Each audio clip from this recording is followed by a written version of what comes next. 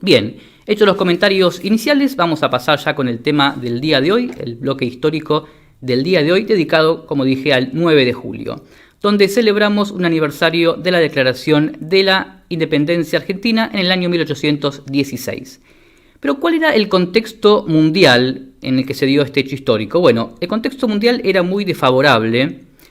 Como ya veíamos, Napoleón, al extender su imperio, había derrocado al rey de España, lo cual fue la causa principal de los estallidos revolucionarios en América y en especial en Argentina el 25 de mayo de 1810, porque se cuestionaba la legitimidad de los virreyes en nuestro continente porque gobernaban en nombre de un rey que estaba preso.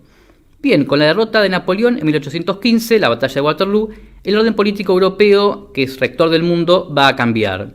Las principales potencias europeas, Inglaterra, Rusia, Prusia y Austria, llevan adelante un gran acuerdo geopolítico que se conoce como el nombre de la Santa Alianza, que consistía en restaurar en el poder a las monarquías absolutistas y combatir los intentos de insurrección liberal. En ese contexto, Fernando VII es restaurado en España y esto obviamente dañó a los procesos revolucionarios de América. Por su parte, en el país la situación también era desfavorable. Desde 1810 en adelante hubo distintas formas de gobierno en nuestro país, justamente porque ninguno va a ejercer el poder de manera eficaz. Hay permanentes estallidos, conspiraciones militares, motines, y todo eso además en el marco de una lucha contra los españoles en el norte argentino. Los españoles amenazaban Salta y Jujuy y eran contenidos por las guerrillas de Martín Miguel de Güemes. También se estaba luchando, o había conflictos con Artigas, y esta inestabilidad política también estaba agudizada por las tensiones regionales. El interior del país estaba defraudado por la revolución de 1810 porque decía que no traía progresos a sus economías del interior. Buenos Aires, por su parte, sí se había beneficiado y tenía un comercio próspero bajo la influencia de Gran Bretaña, que manejaba el comercio. Este liberalismo económico perjudicaba al interior, repito, porque la libre circulación de productos británicos entraría en competencia con las economías regionales que terminaban arruinadas. Bueno, también hay un contexto desfavorable en cuanto a las armas. En 1812 se había dado la derrota de Vilcapullo, en 1813 de Ayohuma y en 1815 la de Sipe-Sipe. En lo continental tampoco estaban muy bien las cosas. En el norte del continente Bolívar había sido derrotado, Chile estaba nuevamente bajo las manos de los realistas y la banda oriental estaba virtualmente ocupada por los portugueses.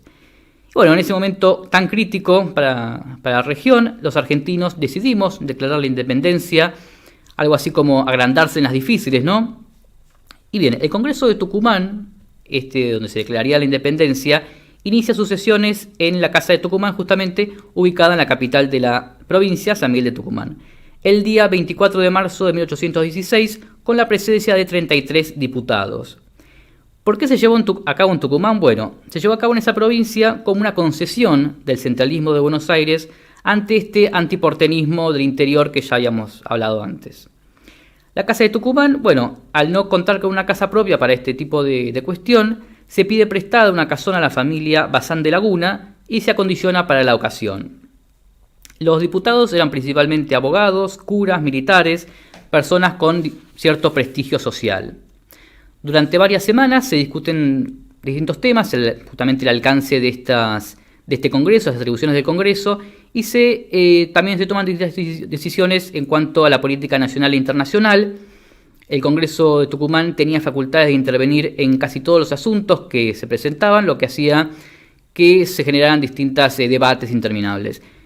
Bueno, finalmente llegamos al 9 de julio, a las 2 de la tarde los diputados del Congreso comenzaron a sesionar bajo la presidencia del representante de San Juan, Francisco Narciso Laprida, se cambiaba de presidente una vez por mes, y el diputado Teodoro Sánchez de Bustamante, de la provincia de Jujuy, pide que se trate el proyecto sobre la libertad e independencia del país, y la solicitud se acepta sin ninguna discusión.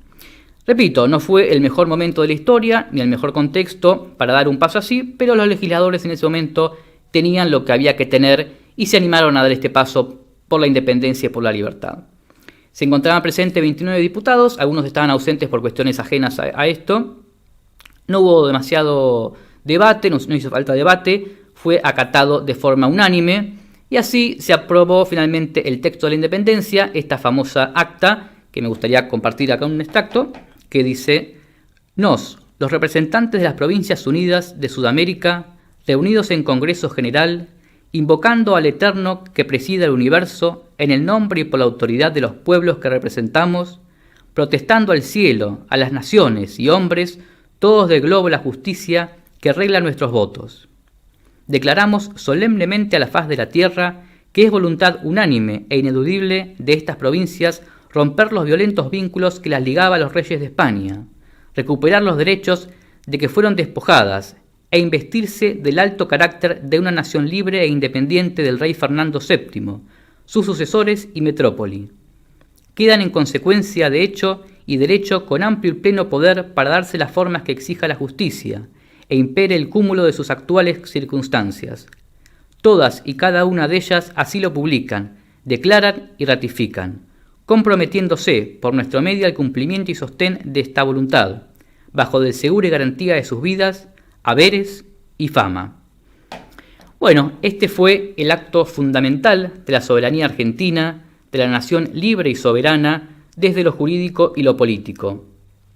Hubo una algarabía por tanto adentro del recinto como afuera en la plaza, la gente celebraba, y el 19 de julio, por iniciativa del diputado Medrano, que es un diputado sanmartiniano, se agrega al acta libre e independiente del rey Fernando VII, sus sucesores y metrópoli, y todo otra dominación extranjera, lo cual es importantísimo, es agregado, porque no solamente de España, sino, recordemos en esa época también había muchas pretensiones inglesas, portuguesas y de otros países, y también es importantísimo para la actualidad, donde las pretensiones inglesas, como vimos, no han desaparecido, al igual que las de otros países, y sin duda debemos ser libres e independientes de todo tipo de dominación extranjera, ya tanto sea de otros países como también de distintos poderes ocultos, internacionales, de la usura de la banca internacional, de la invasión cultural, de la deuda externa, etc. Libre e independiente de todo tipo de dominación extranjera. Finalmente, el 21 de julio fue jurada la independencia en la sala de sesiones por los miembros del Congreso, ante la presencia del gobernador, del general Manuel Belgrano, del clero secular y de las órdenes religiosas. Y para divulgar la noticia, el Congreso envía a todas las provincias copias del acta. Incluso se hicieron algunas traducciones al quechua y al aymara, que eran los dialectos del norte, aborígenes.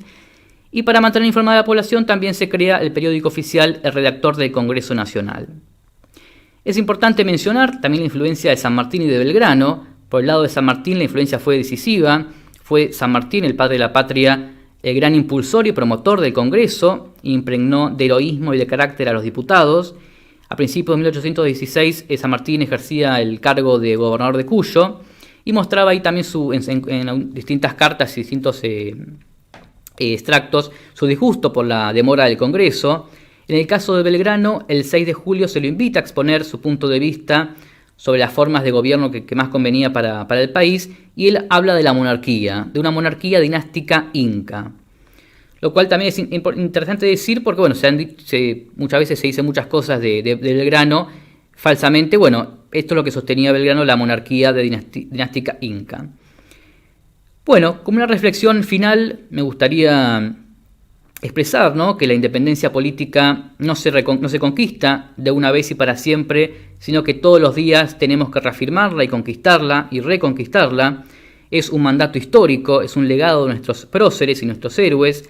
Por eso el 9 de julio no es simplemente un feriado o un acto escolar, sino que es una fecha que nos tiene que llamar a la reflexión.